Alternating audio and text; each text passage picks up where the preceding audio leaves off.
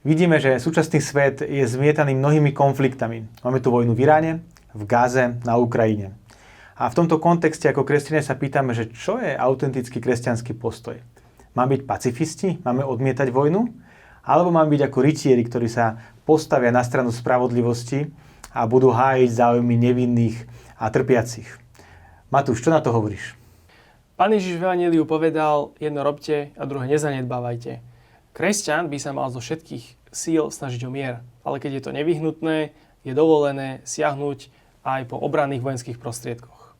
Tak poďme sa teraz na to pozrieť. Aké sú kritéria spravodlivej vojny alebo oprávnenej obrany a ako ich uplatňovať, možno aj v súčasnej situácii. Vítajte v Teológii Exile.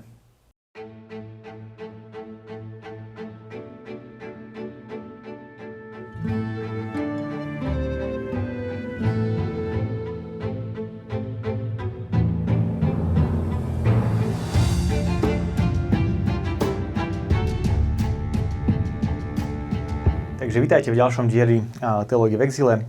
Dnešným hosťom je Matúš Hagara, ktorý je otcom dvoch detí, manželom.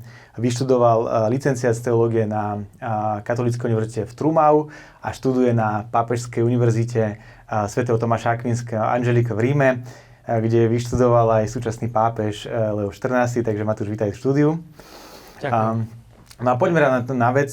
Vlastne to, čo sa deje, vidíme vlastne vo svete, je vojna v Iráne, v Gáze, na Ukrajine, ale pre všetko tam v Iráne veľa pozornosti. Pápež sa k tomu vyjadroval. Je to vlastne výborné, že tak je, že pápež sa vyjadruje aj k takýmto otázkam, učí morálku a aplikuje ju aj na svetové dianie. A dokonca samotná americká administratíva, Donald Trump, aj J.D. Vance na to reagoval. A v centre je tá otázka, že aký postoj má zaujať kresťan vlastne k tej vojne. Máme byť pacifisti? Máme byť proti vojne za každých podmienok? Alebo naopak máme povzbudzovať k vojne?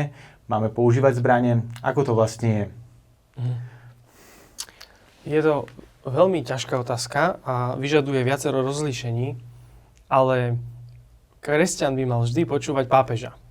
A pri najmenšom preto, že hlas pápeža je v mnohých veciach hlasom samotného Krista a rola svätého Otca je viesť nielen katolíkov, ale celý svet k blaženosti. A pápež má úlohu formovať svedomie veriacich, ale aj neveriacich, všetkých. Pretože jemu prináleží aj v spoločenstve s biskupmi a právo aj povinnosť aplikovať prirodzený morálny zákon vo svetle viery, nádeje a lásky. Takže kresťan by mal určite počúvať pápeža. No dobre. Áno. No ale keď pápež teda hovoril, že v tom vyjadrení, ktoré tak najviac preletelo médiami, že Boh nie je na strane tých, ktorí sa v minulosti chytali meča a dnes hádžu bomby. Nie? Pán Ježiš v Evanjeliu podľa Matúša hovorí, že Petrovi, aby vrátil meč do pošvy, lebo kto sa chytá meča, mečom zahynie. Takže vlastne je riešením prestať všetky vojny, bojovať, jednoducho byť pacifistami? V ranej cirkvi kresťania mali tendenciu byť pacifistami a nezapojať sa do v podstate štátom sponzorovaného násilia, do rôznych dobyvačných vojen.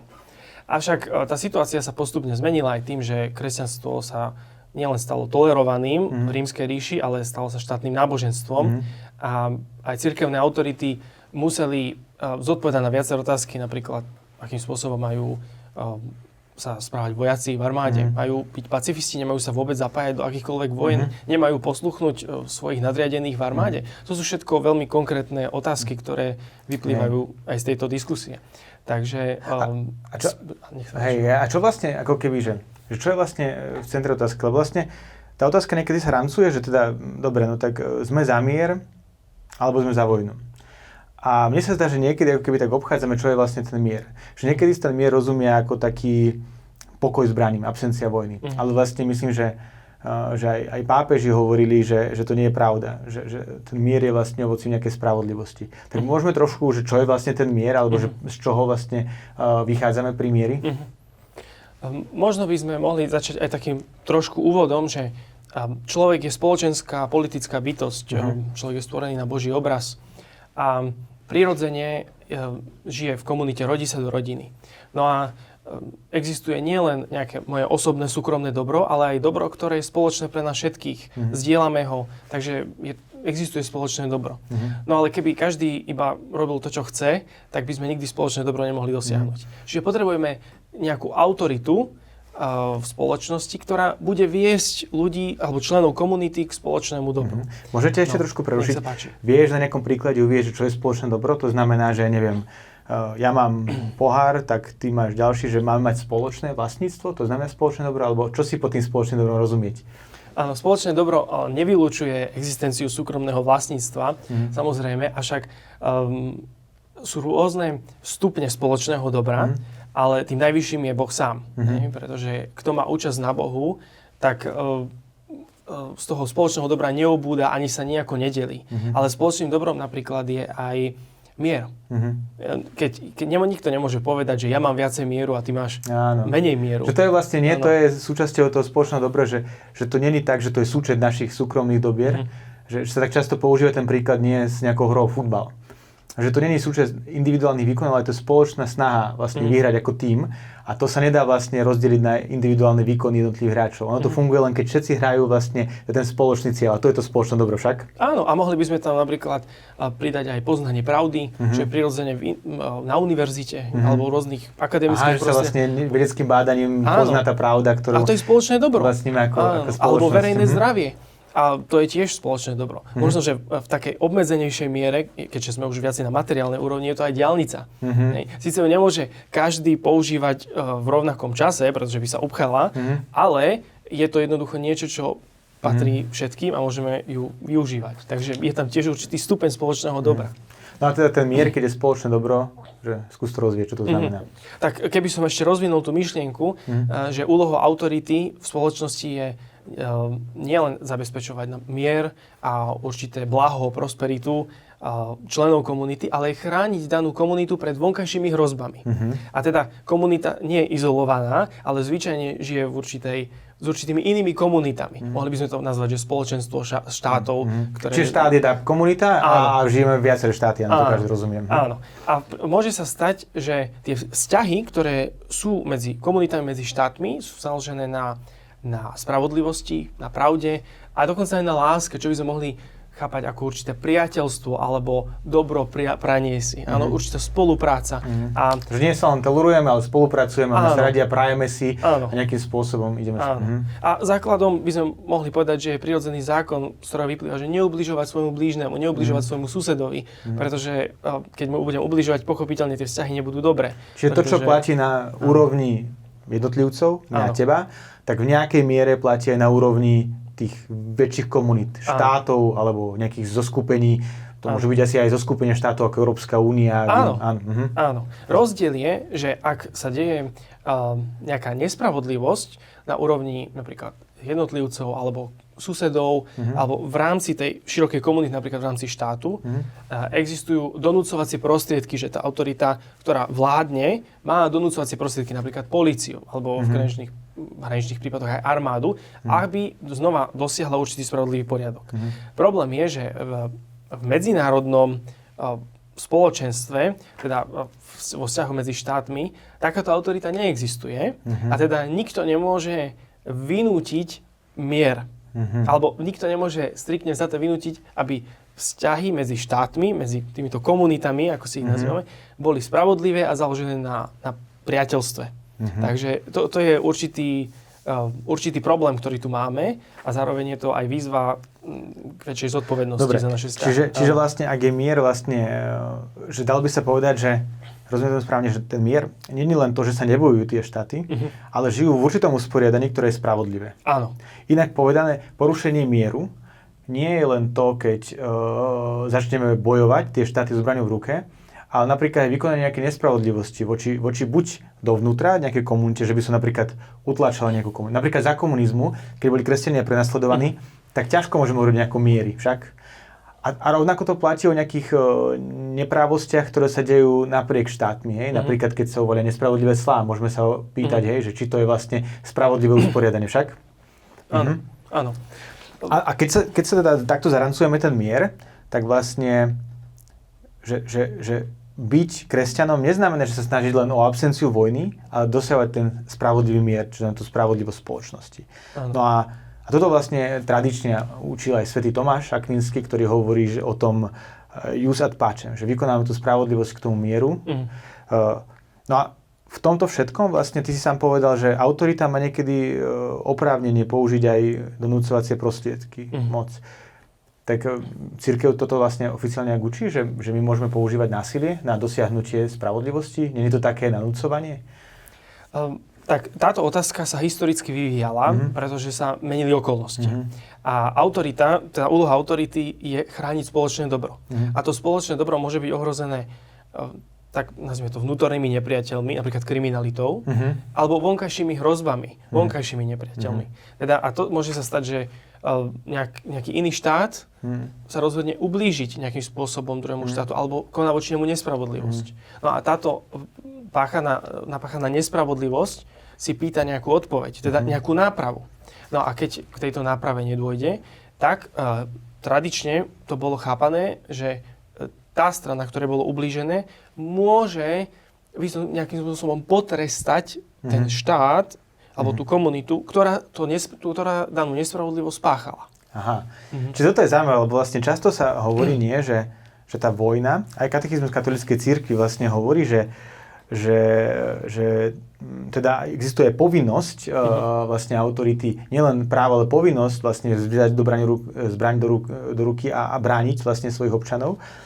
A väčšinou sa hovorí o tej oprávnenej obrane, nie? Že doslovne vlastne hovorí katechizmus katolíckej cirkvi v bode 2309, že dôsledne treba vziať do úvahy podmienky oprávnenej obrany vojenskou silou. Takéto rozhodnutie pre svoju závažnosť podlieha prísnym podmienkam morálnej oprávnenosti a vyžaduje sa, aby súčasne boli splnené nejaké podmienky. Ale ty hovoríš, že v tom tradičnom učení vlastne bolo dovolené dokonca použiť nielen obranu, ale ako trest? Áno. Vychádzalo to znova z určitého porušenia spravodlivosti. Čiže keď mi môj sused nejakým spôsobom ublížil a ja žiadam od neho nápravu, lebo to vyžaduje spravodlivý poriadok, lebo iba tak môžeme žiť v mieri a v pokoji, ktorý je vlastne ovocím spravodlivosti, tak ja môžem ako keby nejakým spôsobom, ako štát, prísť a nejakým spôsobom ho potrestať. Alebo dokonca, keby ten môj sused páchal hrubé násilie, napríklad na svojej žene, na svojich deťoch, alebo štát pácha hrubé násilie na svojich občanoch. Takú genocídu napríklad. Genocídu napríklad, čoho sme boli svedkami. Tak určitá forma intervencie je z tohto tradičného hľadiska možná a v istom zmysle môže existovať aj určitá morálna povinnosť, ale to by sme museli rozlišovať situácie. No a v tomto vlastne sa dostal dopredu ten spor, kde pápež povedal, že teda Boh nikdy nie je na strane tých, čo sa chytajú meča a vlastne americký viceprezident J.D. Vance mu odporoval. Hovoril, že sa môžeme nezhodnúť v tom, či konkrétna vojna je spravodlivá, ale že sa musíme zhodnúť, že existuje niečo ako spravodlivá vojna. A teda odabstrahujeme teraz do toho kontextu, že ako to povedal, či to bolo arogantné, slušné a hoci to je dôležité, ale že len pre samotnú vec, že výčitka je, že ten J.D. Vance vlastne, že si nenaštudoval vlastne ako sociálnu náuku cirkvi po 20. storočí. No. A čo sa vlastne zmenilo v 20. storočí? Prečo napríklad táto vojna nejakým spôsobom útočná, ako trest bola dovolená a prečo už teraz nie je? Čím sa argumentuje? Ja by som si ešte dovolil tu iba poznamenať predtým, než odpoviem, že my túto diskusiu si môžeme dovoliť viesť. A že nie je to, že hoci J.D. Vance to mohol určitým spôsobom povedať, že to poburilo niektorých ľudí, ale kardinál Ratzinger, ešte ako prefekt Kongregácie pre náuku viery v roku 2004, v podstate zasiahol do diskusie v USA, kedy sa bavilo, či môžu katolícki politici prijať Eucharistiu, ak presadzujú politiky, ktoré sú v rozpore s katolickou náukou. A on povedal nasledovnú vetu, ktorá je veľmi dôležitá. On povedal, že nie všetky morálne otázky majú rovnakú morálnu závažnosť ako potrat a eutanázia. Napríklad, ak by katolík nesúhlasil so Svätým Otcom v otázke uplatňovania trestu smrti alebo rozhodnutia viesť vojnu, z tohto dôvodu by sa nepovažoval za nehodného pristúpiť k svätému príjmaniu. A hoci cirkev vyzýva civilné autority, aby sa usilovali o mier, nie o vojnu, a aby pri uplatňovaní trestov zločincom uplatňovali rozvážnosť a milosrdenstvo, predsa môže byť dovolené siahnuť po zbraní na odradenie útočníka alebo uchyliť sa k trestu smrti. A teda z toho vyplýva, že medzi katolíkmi môže existovať oprávnená rozdielnosť názorov, aj pokiaľ ide o vedenie vojny a uplatňovanie trestu smrti, nie však v otázke potratu a eutanázie. A toto je kardinál Ratzinger 2004. Len pre kontext si pripomeňme, že to bolo po invázii do Iraku. A toto je vlastne nejaký dokument, ktorý on vydal, alebo to bola nejaká odpoveď na nejakú otázku? Že dá sa to považovať za nejaké magistriálne vyjadrenie? Je to oficiálne vyjadrenie Kongregácie pre náuku viery jednému americkému biskupovi. Toto sa pýtam, že to bola odpoveď na oficiálnu žiadosť. Áno, on to písal z titulu prefekta kongregácie. Čiže neplatí, že už je prekonané, že môžeme viesť vojnu. Že... Bolo to v roku 2004. Toto, čo píšeme, to čítame v katechizme, bolo v podstate napísané v 90. rokoch. Čiže ako keby je to určite preferencia premiér. A tu by sme mohli už zodpovedať, že čo sa zmenilo. No zmenilo sa to, že počas prvej a druhej svetovej vojny došlo v podstate k strašným veciam a zároveň technologický pokrok umožnil vývin nových zbraní, ktorých ničiaca a smrtiaca účinnosť dosiahla také rozmery, že ako sme uvažovali predtým o spravodlivej vojne, už musíme proste niečo zmeniť. Že takto to už nemôže fungovať vzhľadom na nové okolnosti. Hej, však to vlastne, ja som si pozeral kompendium sociálnej náuky cirkvi a ono vlastne hovorí, že v týchto podmienkach, že takmer nemožné predstaviť si, že bola v atomovej ére mohla byť vojna použitá ako nástroj spravodlivosti. Že práve pre tú nebezpečnosť tých zbraní, alebo Fratelli Tutti, pápež František, vlastne hovorí, že rizika budú pravdepodobne vždy väčšie pri týchto vojnách moderných, než hypotetická užitočnosť, ktorá ako keby sa pripisuje tej vojne. Čiže dôvod nie, že bola vnútorne zlá, ale tie podmienky nastali sú také, že tie vojny vlastne spôsobujú obrovské škody a zároveň kvôli globalizácii vlastne spôsobuje to, že celý svet sa do nich zapojí, že vlastne tie škody vlastne prevýšia ten užitok. A tu sa vlastne dostávame, ak sa môžem spýtať vlastne, že, lebo tu sa dotýkame konkrétnej jednej podmienky spravodlivej vojny, že vlastne, že čo vlastne katechizmus hovorí, že o vedení spravodlivej vojny súčasný katechizmus, že v tom posunutom už po druhej svetovej vojne. Že aké sú tie podmienky spravodlivej vojny alebo oprávnenej obrany, ako to katechizmus nazýva? Tak jedna z tých podmienok, ktorú si práve spomenul, bola, že sa vyžaduje, aby použitie zbraní nemalo za následok väčšie zlá a neporiadky, ako je zlo, ktoré sa má odstrániť. A pri hodnotení tejto podmienky veľmi zaváži sila moderných prostriedkov ničenia. A tu sa vlastne bavíme o proporcionalite. Že môže existovať určitá spravodlivá príčina na použitie vojenských prostriedkov. Skúsme to aplikovať. Napríklad tá vojna v Iráne. Tak niekto by povedal, že ak oni páchajú vlastne, zabíjajú vlastných ľudí. Nie? To je veľká nespravodlivosť. To je veľká krivda na miery. Že veľké porušenie mieru. A teda argument, že prečo napríklad to nemusí byť v modernej dobe dobrý nápad na nich zaútočiť je, že ten útok vlastne by bol ešte väčšie škody a by bol ešte horší pre ten Irán a pre ich obyvateľov. Tak správne tomu rozumiem, áno? Áno.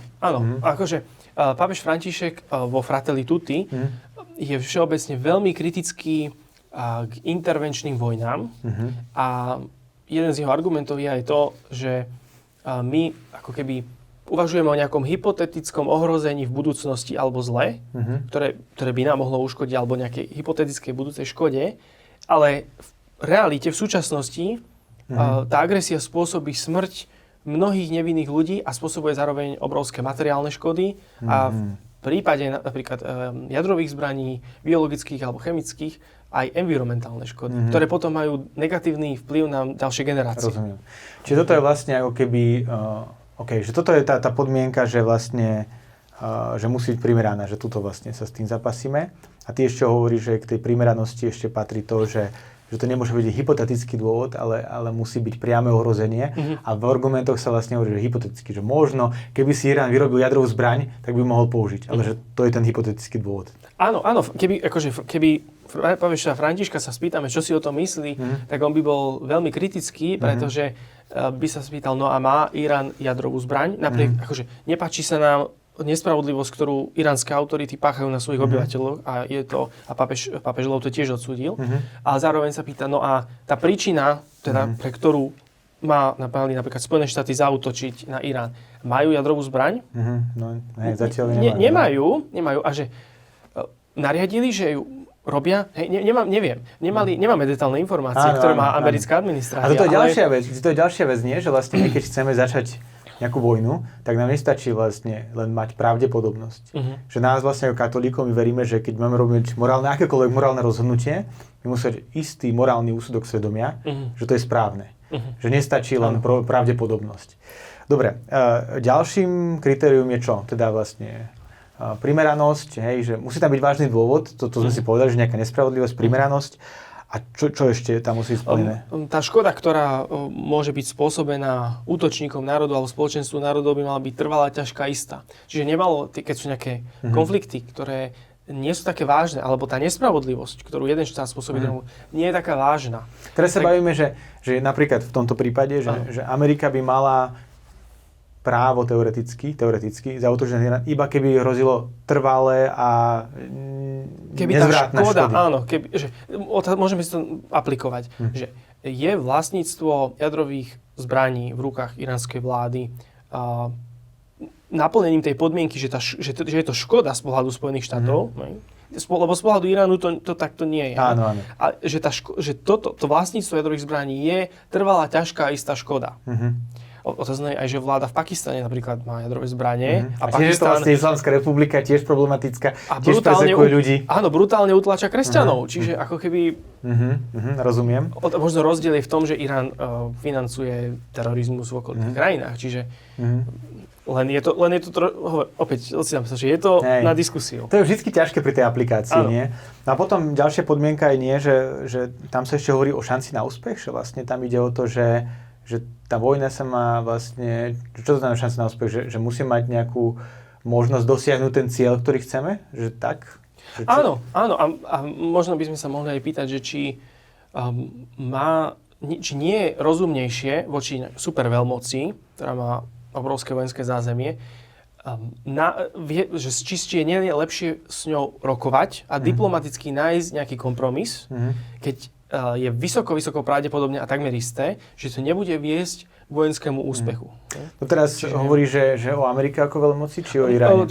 Lebo katechizmus hovorí o možnostiach brániť sa. Hej, čiže my nehovoríme o možnostiach útoku, ale my hovoríme, kedy sa štát môže brániť, ak ide na ňo niekto zaútočiť. A napríklad z pohľadu Iránu, ja si osobne myslím, že by bolo rozumnejšie hľadať so Spojenými štátmi kompromis, áno. Diplomatickým spôsobom dosiahnuť nejakú priateľnú dohodu, než viesť vojnu. Áno.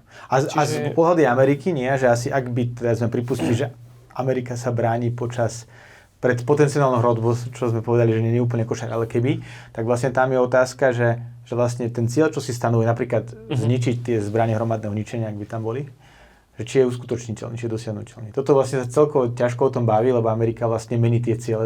Už v tých vyjadreniach vlastne tá administratíva najprv povedala, že chce vymeniť režim, potom chce zničiť zbranie, a teraz nevieme, čo vlastne chce. Čiže vlastne to je ďalšia vec, čo vlastne neobstojí, nie tom kritériom. A možno by som ešte dodal, že v tomto prípade sa možno vraciame k takému, ono to môže vyzieť trošku samozrejme, že vojnu musí vyhlásiť legitímna autorita, vládca. No lenže to znamená, že otázka je, bola vyhlásená vojna oficiálne? No, to bolo počas rokovaní, keď začali útočiť. No. Vojna nebola ani vyhlásená formálne, to je jedna vec. Druhá, v demokratických krajinách by to rozhodovanie nemalo byť iba, že povedzme, že hlavný nejaký veliteľ rozhodne, že ideme do vojny. Malo by to byť trošku ako keby participatívne, alebo demokraticky, že povedzme... Napríklad kongres alebo senát, alebo parlament nejako o tom rokuje, alebo je nejaká demokratická diskusia. Lebo potom v tomto prípade sa pýtame, že ako sa líši vyhlásenie vojny, ak je to vyhlásenie vojny medzi nejakou diktatúrou a demokratickou krajinou. Že v čom je rozdiel, keď aj tak, ako keby občania nemajú na tom žiadnu účasť. Áno. No a potom vlastne... To sme si už prešli vlastne všetky? Či ešte existuje nejaká? No a ešte je tam ako keby ďalšia podmienka, ktorá hovorí, že všetky ostatné prostriedky, ako urobiť koniec tej nespravodlivosti, by sa mali ukázať ako nepoužiteľné a neúčinné. To znamená, že vojenská obrana, alebo použitie vojenských prostriedkov na svoju obranu, znova nie na útok, by mali byť až úplne posledným cieľom, keď už všetky diplomatické rokovania zlyhajú. Ale najskôr je potrebné sa snažiť o diplomáciu. No a to tiež vlastne, to je otázka. To je otázka, že či to boli. Čiže vlastne, keď sa pozeráme vlastne cez tieto kritériá na na vojnu v Iráne, tak asi len ťažko, nie, že prejde ako keby tým kritérium spravodlivej vojny. Áno. A keď nielen na vojnu v Iráne, keď sa pozrieme na vojnu v Gaze, keď sa pozrieme aj na útok Ruska voči Ukrajine, akože tie kritériá sú v súčasnosti tak prísne nastavené, že my nemôžeme hovoriť o že vedení spravodlivých vojen, iba ak nastanú tieto prípady, je to veľmi zriedka. A ty si povedal vlastne to, že katechizmus, ešte také veci sa chcem dotknúť, čo on hovorí, že o oprávnenej obrane. A to vlastne vyčítal vlastne mnoho komentátorov a aj teológov vlastne J.D. Vanceovi, že sa neposunul vlastne z toho stredoveku od Tomáša Akvinského. No ale že taká námietka, ktorú som počul z opačnej strany, by povedala, že teda ešte takto, že sociálna náuka cirkvi vlastne, samotné kompendium hovorí, podporuje túto kritiku, že hovorí, útočná vojna je vo svojej podstate nemorálna. V tragickom prípade jej vypuknutie majú predstaviteľi nápadného štátu právo a povinnosť organizovať obranu aj s použitím ozbrojenej sily, ale útočná je zlá. A teraz, niektorí hovoria, no dobre, ale že tí klasickí autori hovorili o tej ofenzívnej vojne a dokonca aj ten argument, alebo to kritérium, že je to posledná možnosť, tak on dáva zmysel iba pri nejakej útočnej vojne. Lebo keď niekto na mňa útočí, tak to je automaticky vždycky posledná možnosť, nie? Že čo nemôžem prísť. Čiže vlastne ako keby tá podmienka nepoukazuje trošku na to, že sa ráta, že môže byť aj útočná vojna? No, akože domnievam sa, že keď má byť nejaký štát napadnutý iným štátom, tak existuje nejaká príčina. Môže byť aj nespravodlivá z hľadiska toho napadnutého štátu, ale je tam nejaký dôvod, že ten štát niečomu prekáža zvyčajne. A preto tú agresiu začne. Pretože každá agresia je aj nákladná, aj vojensky, ekonomicky, že to nie je jednoduché úplne. A otázne je, že aj keď má byť nejaký štát napadnutý, alebo je napadnutý, tak existuje povinnosť pre politické autority snažiť sa dosiahnuť mier. To znamená, že rokovať, aj počas vojny rokovať. Aha, rozumiem, že počas vojny áno, vlastne. Áno, že snažiť sa, lebo ak sa nedá vyhnúť vojne, tak existuje morálna povinnosť snažiť sa tú vojnu ukončiť čo najskôr. Aha, aby sa nastolil znova nejaký spravodlivý poriadok. Len teraz ide o to, že toto v praxi posúdiť je veľmi náročné. Hej, že či daná autorita konala dostatočne, aby sa vyhla vojne. A keď už vojna vypukla, že sa to nepodarilo, či konala dostatočne, alebo koná dostatočne, aby zabránila ďalšej vojne. Pretože napríklad rozhodnutie pokračovať vo vojne môže byť, znova podľa týchto podmienok, keď to prekvalifikujeme, už môže byť neudržateľné. Možno, že aj keby na začiatku daný štát sa chcel brániť a splnil podmienky, tak v určitom momente môže nastať na bojsku situácia, že sa vedú rokovania. Ak sa ten napadnutý štát rozhodne pokračovať vo vedení vojny a neprijať určitý kompromis, ktorý nebude možno úplne spravodlivý, ale zastaví zabíjanie, zastaví všetky tieto škody, tak môže aj ten napadnutý štát začať konať nespravodlivo. Čiže vlastne to som argumentoval. Trochu nenarážame vlastne na situáciu na Ukrajine, na tej vojne. A tam mnohí vlastne hovoria, že tým, že vlastne bola možnosť sa v prvom roku vojne v Istanbule dohodnúť a oni ju neprijali, že či vlastne naozaj urobili všetko, aby tá vojna skončila. To je asi nie aplikácia toho argumentu. Áno, je to jedna z aplikácií. Nemôžem, samozrejme, ja vysloviť nejaký definitívny pohľad, lebo neviem, čo sa tam presne stalo, neviem, aké boli podmienky, neviem, či tam existovala nejaká dôvera a reálna šanca. Ale podľa svedectiev viacerých účastníkov, teda účastníci, ktorí nepochádzali ani z Ruska, ani z Ukrajiny, tvrdia, že ten mier bol na dosah, že bolo možné dosiahnuť určitý kompromis. No, takže... Tu sa vlastne vraciame, že ak by sa mi trošku oponoval, že vlastne, že či by to bol spravodlivý mier. Že s tým, že ako poznáme vlastne Rusko, ale to už trošku ideme do politiky, ale však to sa nedá vlastne obísť. Áno. Že či vlastne je nejaká nádej na nejaký spravodlivý mier s nimi. Že či to nebolo naozaj, že si chceli kúpiť čas, aby neskôr vlastne tú Ukrajinu ešte viac na ňu zaútočili. A toto vlastne už nie je, že tá otázka tých princípov, to je otázka viery, že nás to viaže, nie? Že nás to viaže ako, to je náuka morálky. A otázka aplikácií, to je vlastne o prudencii. A to je opäť to priestor, kde sa my môžeme nezhodnúť, nie preto, že to je ideál, ale preto, že sme omylní a niektorým informáciám veríme viac, menej a zároveň vlastne my tú situáciu nepoznáme, hej, že ak ty si povedal. Čiže tu je vlastne tiež priestor vlastne v hodnotení sa nezhodovať, že či sú naplnené na 100% podmienky, alebo nie sú naplnené, alebo čiastočne. A zároveň by som povedal, že aj ten zdravý rozum alebo prudencia, ona zase to je vzťah medzi milosťou a prirodzenosťou, že tá prudencia pri človeku, ktorý žije v stav milosti posvedzujúcej, ona nie je izolovaná. Čiže ona interpretuje veci alebo hľadá prostriedky, ako dosiahnuť cieľy aj vo svetle viery, nádeje a lásky. Čiže to je len jedna vec k tomu a ťažko povedať, že čo presne sa tam udialo.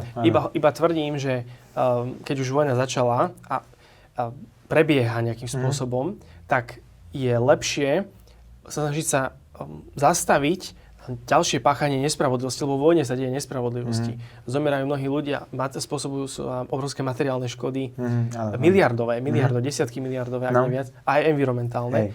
A otázka je, že keď to takto bude pokračovať, aký môže byť ten stav po vojne. Rozumiem. Lebo to, čo sa deje uprostred vojny... To je tá proporcionalita, nie, hej, aj tie ďalšie... Že nemôžem očakávať napríklad v prípade Iránu a Spojených štátov, že prídem k Perskému zálivu, zbombardujem Irán a zrazu poviem, však nič sa nestalo, sme dohodnutí, hej, máme nejakú dohodu. Nie, proste tá krajina to bude vnímať ako vážnu nespravodlivosť a nastolenie pokoja a mieru, tak toto nefunguje, hej, tak to nie je možné ani. Rozumiem. Tam ešte mne napadlo vlastne ešte dobre povedať, nie, že vlastne pri kritériách spravodlivej vojny, keď sa o nich bavíme, tak je dôležité, aby tie kritéria boli platné naraz. Že nestačí splniť len niektoré, ale musia byť všetky kritériá splnené naraz. No. Ale ja by som chcel trošku tak, ako keby sa postaviť tej role diablovho advokátu a ti priniesť trošku niektoré námietky, ktoré vlastne kritizujú toto zúženie chápania spravodlivej vojny ako obrannej. A ktoré aj vlastne tieto prísne podmienky hovoria, že vlastne, že neviem, či argumentujú, že to nie je v súlade s tradíciou, ale že je to posun, ktorý nie je k lepšiemu. No. A teda konkrétne reagujú na to, že že vlastne v tejto dobe jadrových zbraní, že vlastne nikdy nie je riešenie vojna. No, tak prvá námietka je, že to je tá hrozba výroby jadrových zbraní. Ak jadrové zbranie je tak nebezpečné, a to bol dôvod, prečo tie vojny v súčasnosti by nemali byť, lebo tak nemá byť práve, že dôvod toto je v prospech tej vojny, v prospech intervencie. A teraz nebavíme sa o hypotetickej vojne, ale že my reálne by sme vedeli, že ten Irán, a máme dôkazy, robí jadrovú zbraň a vieme, že to je režim, ktorý je teroristický, ktorý podporuje teroristov vlastne z Hizbaláhu, z Hamasu, ktorý vyhráža sa likvidáciou Izraelu, úplne zničením vyhráža sa Amerike, že sa pomstí, že to je vlastne veľmi nebezpečný režim z nášho pohľadu západného. Čo na to hovoríš? Tu by som si dovolil znova priniesť hlas pápeža Leva, pretože on hovorí, že my by sme mali budovať vzťahy na základe spravodlivosti a optimálne aj lásky a priateľstva. Aby tam bola nejaká dôvera, spolupráca. A že mier, ktorý je založený iba na strachu alebo vzájomnom nukleárnom odstrašovaní, to nie je pravý mier.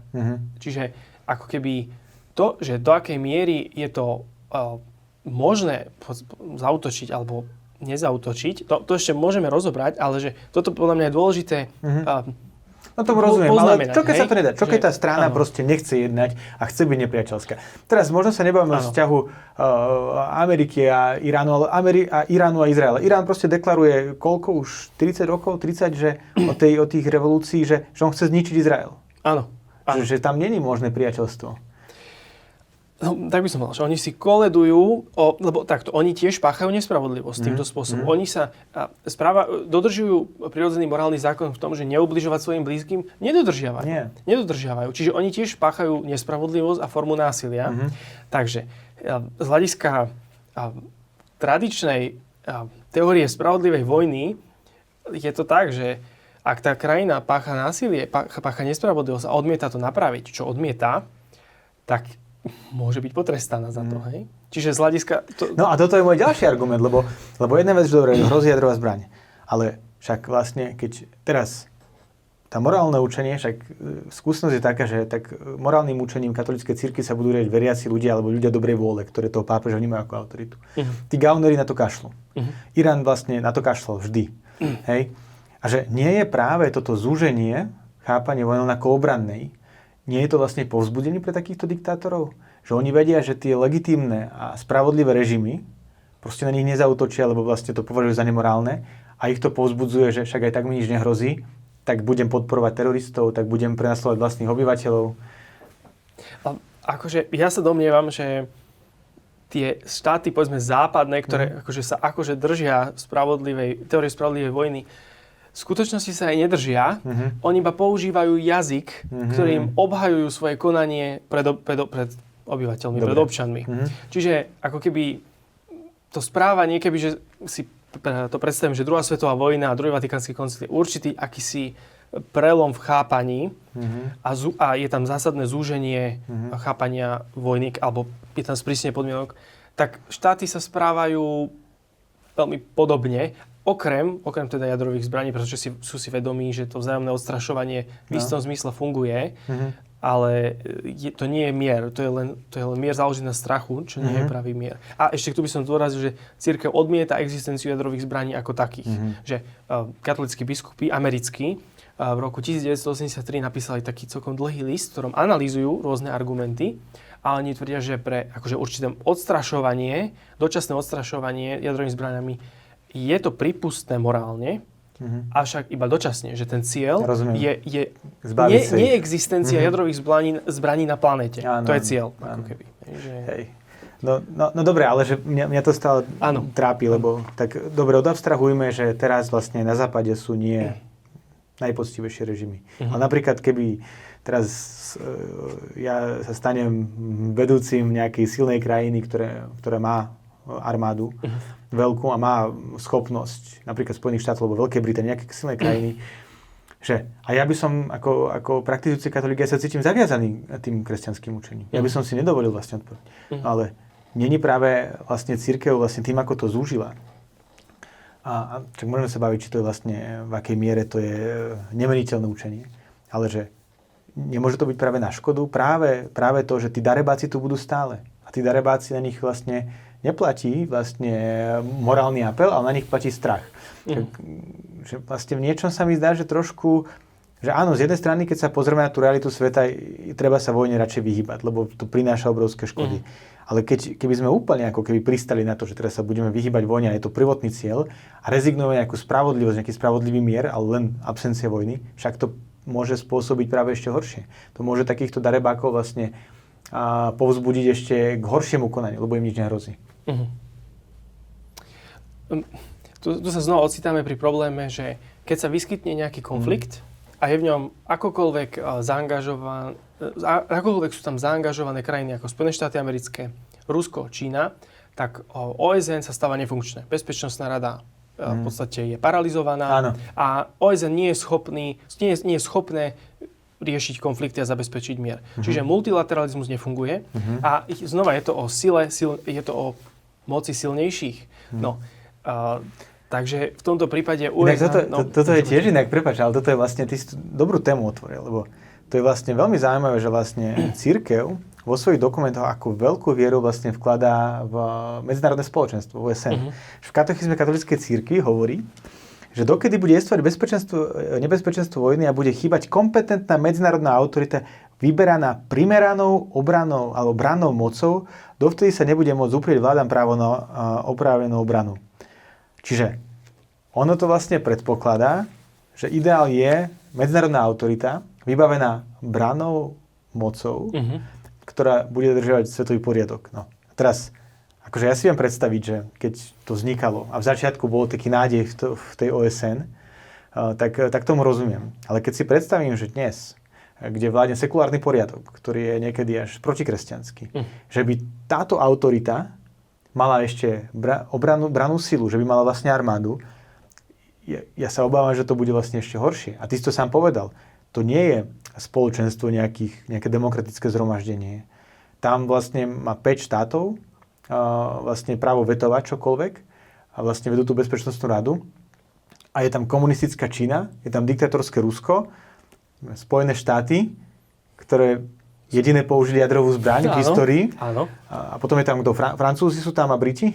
Myslím, že vlastne je naozaj vôbec akože múdre vkladať osudy Zeme do takéhoto medzinárodného spoločenstva?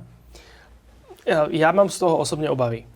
Viem si predstaviť, že v minulosti sa v rámci katolíckej civilizácie alebo kresťanskej civilizácie riešili spory vo Vatikáne, že proste prišli katolícki vladári do Ríma alebo v rámci nejakých legátov sa riešili spory. A takto sa dalo vyhnúť vojnám.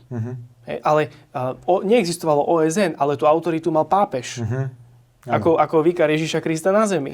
Pretože oni uznávali, ako keby pápež bol v istom zmysle ako OSN, ale o mnoho viacej. Ale mal tú autoritu nie od ľudí, ale od Boha, nie? Že v tomto bol rozdiel. Áno, a to je ten rozdiel, že úloha pápeža je viesť k spoločnému dobre, teda k spáse duši, k bláženosti celý svet, teda primárne katolíkov, ktorí sú pod jeho jurisdikciou, ale že prípadne celý svet, čiže pápež sa stará o celý svet, o spoločné dobro celého sveta. To nemôžeme povedať o americkom prezidentovi. On sa stará o spoločné dobro Spojených štátov amerických. Čiže a napriek tomu, že sú obe Američania, tak majú iné role a tam tomu konfliktu dôjde. A potom teda, ak by som možno, že povedal trošku aj na obranu Spojených štátov amerických, je, že môžu sa teda pýtať, dobre, tak vy nás teda kritizujete, ale že čo je teda to riešenie v rámci Iránu? To už ako si ty naznačil, hej, že keď rokujeme s gaunermi, alebo s ľuďmi, ktorí neuznávajú hlas cirkvi, neuznávajú prirodzený morálny poriadok úplne, alebo to páchajú terorizmus na vlastných občanoch, čo máme robiť?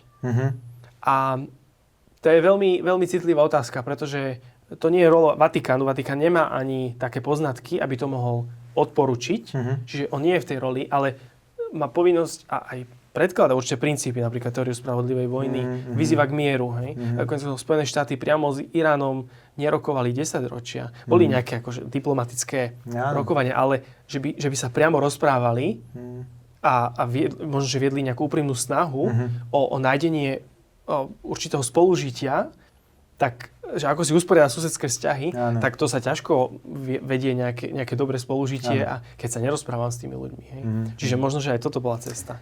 No toto je však tá situácia je veľmi zložitá, hej, že my sa tu bavíme vlastne v tej teórii a však to je našim cieľom, ale v tej praxi je to veľmi náročné. Tiež niekedy sa tak pýtam, že ja rozumiem Svätému Otcovi a vlastne celým srdcom vlastne sa snažím ako syn cirkvi, verný syn cirkvi ho nasledovať, ale v tej realite to je tak veľmi ťažké, lebo naozaj však aj pápež František napríklad, hej, že on hovoril, vo Fratelli Tutti hovorí, že každá vojna zhoršuje svet.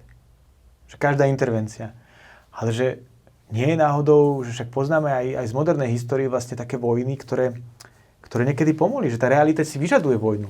Taký príklad mi napadá, hej, že v Sierra Leone, keď britská vláda v roku 2000 vlastne intervenovala vojensky, a brutálnu občiansku vojnu, kde zabíjali deti, masaker civilistov, boli tam detskí vojaci dokonca, tak ona takým rýchlým vojenským zásahom vlastne ako keby ukončila tento konflikt. A bolo to vojenské riešenie, ktoré nastolilo spravodlivý mier a bolo to dobré.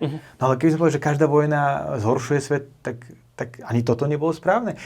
Je samozrejme tá situácia iná, lebo oni mali mandát OSN. A ďalší príklad je na Mali, keď bola operácia Serval v roku 2013-14, to bolo veľmi nedávno, tak Francúzsko a vláda Mali vlastne útočili vlastne spolu na tie islamistické skupiny a rýchlo zastavili postup a obnovili vlastne kontrolu štátu. On sa to potom ešte ďalej pokračovalo a nedopadlo to až tak dobre, ale že v danom konflikte vlastne tá intervencia pomohla. A že či taký pacifizmus vlastne, či to nie je skôr také, že ono si to pekne znie, že chceme mier, hej? Že v našej slovenskej situácii vzhľadom na Ukrajinu, tak bolo veľmi počuť, že chceme mier, sme tábor mieru. Ale sme to tak cítili, že ale to není poctivé. Že tam bolo vlastne len frázy. Že není aj v tom takom volaní po mieri niekedy až také trochu alibistické, že ja neviem. Ja si to až tak ani nemyslím, že to je alibistické, ale niekedy tak akoby v takej snahe tomu porozumieť sa pýtam a sa strácam trochu, že vlastne, že ako ten svet plný zlá vlastne inak zvládať. Domnievam sa, že tá koexistencia týchto hlasov je možná. Dokonca tie americkí biskupy v roku 1983 to povedali, že aj ten pacifistický pohľad má svoje miesto, aj ten pohľad, ktorý vedie, že ale niekedy intervenovať alebo viesť určitú spravodlivú vojnu má tiež svoje miesto v tej diskusii. Čiže ako keby, podľa mňa oni sa nevylučujú a to si teda mysleli v čase studenej vojny. A ešte by som sa ale dotkol k tomu, že či je vôbec možné používať násilie alebo viesť spravodlivé vojny, alebo že keby to ešte tak posuniem vyššie, že môže byť Boh na niečej strane, pretože napríklad aj v tomto konflikte Amerika-Irán Donald Trump vzýva Božie meno pomerne často, hoci rôznym spôsobom. A aj iránske vedenie označuje napríklad, že boh si myslí, že Boh je na ich strane a USA sú znázornené v tej iránskej propagande ako veľký satan a Izrael ako malý satan. Čiže Božie meno sa veľmi vzýva. Pápež je k tomu veľmi rezervovaný, alebo aj cirkevné dokumenty, že akože nikto by si nemal uzurpovať v tomto. A dokonca pápež si dal, že Boh nie je na strane tých, ktorí vedú vojny, hej, čo môže byť v istom zmysle niekedy kontroverzné, ale v tom kontexte to dávalo veľký zmysel. Áno. Čiže keď to čítame kontextuálne, áno.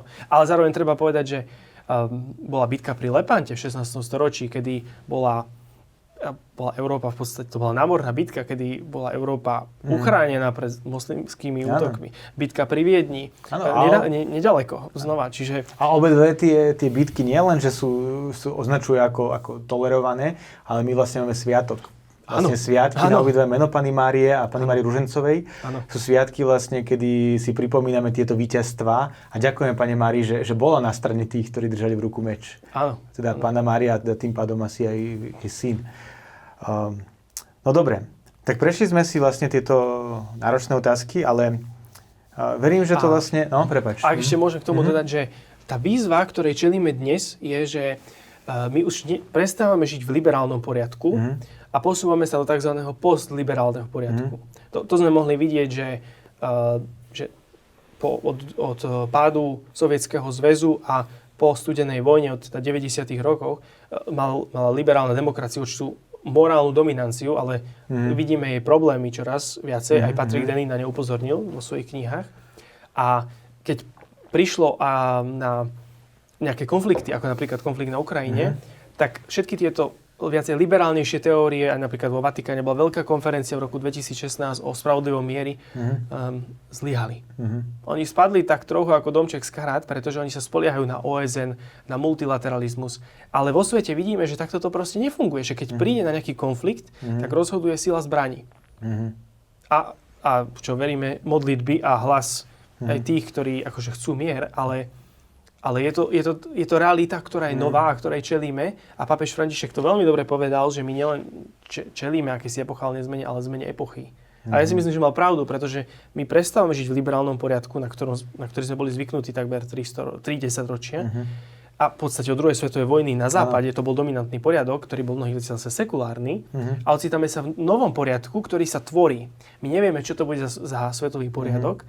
A ja mám nádej, že katolícka sociálna náuka a hlas cirkvi a hlas svätého Otca v ňom môže byť prítomný a že môže formulovať na novo, ako ten poriadok bude vyzerať. Pretože ako aj kresťania boli prítomní pri vzniku OSN a pri formulovaní univerzálnej deklarácie ľudských práv, tak zdá sa, že niektoré veci nevyšli úplne, mnohé veci sa podarili, tak možno, že naša úloha, dejinná úloha trošku je prispieť nejakým spôsobom k formovaniu tohto nového poriadku, keď vidíme, že ten starý padá. Hej, ja súhlasím a mne sa vlastne ešte páči, že kompendium sociálnej náuky cirkvi vlastne hovorí na záver tej státe, keď sa baví o vojne alebo o opravnenej obrane, tak hovorí, že čím cirkev vlastne môže prispieť k tomu. A ja si myslím, že áno, že cirkev má čím prispieť a my všetci ako cirkev máme prispieť.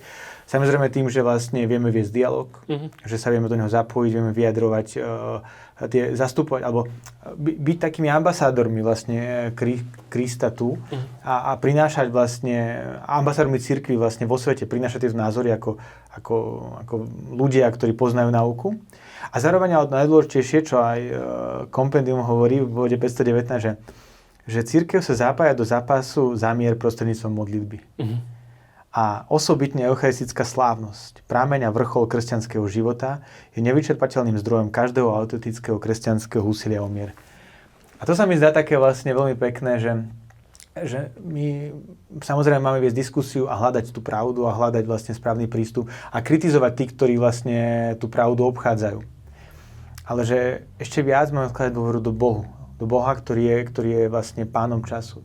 Vlastne jeho prozračnosť riadi ten čas. A aj Panna Mária hovorí, že tie vojny veľakrát prichádzajú, lebo sme neverní. Hej, lebo ho nepočúvame. Tak možno je to taká výzva pre nás pamätať aj pri svätých omšiach, čo je vlastne vrcholom, a modliť sa za mier a byť vlastne citlivý na pápežové výzvy, keď vyzýva vlastne k pôstu za mier a k modlitbám, nie? Že toto je vlastne to, k čo môžeme my prispieť každý jeden z nás. Áno, áno. My sa ocitáme v rámci dejín spásy v takom období medzi niekde. Keď prišiel Kristus prvýkrát, tak priniesol Božie kráľovstvo. A zároveň to kráľovstvo tu už je, ale keď sa pozrieme okolo seba, tak vidíme, že ono tu nie je v plnosti, že ono je ako to semiačko, ktoré rastie, ale ono proste tu nie je ešte v plnosti. Stále sa tu deje aj mnoho zla. A keď príde Kristus druhýkrát, tak to kráľovstvo bude završené. Čiže našou úlohou do tohto momentu je prispieť svojimi modlitbami, obetami k šíreniu kráľovstva a nasledovať blahoslavenstva. Blahoslavení tí, čo šíria pokoj, lebo ich budú volať Božími synmi. Amen. Takže šírme blahoslavenstva, žijme blahoslavenstva. Tak nech nám k tomu Pán Boh pomáha aj na príhovor Panny Márie. Amen. Ďakujem, Matúš.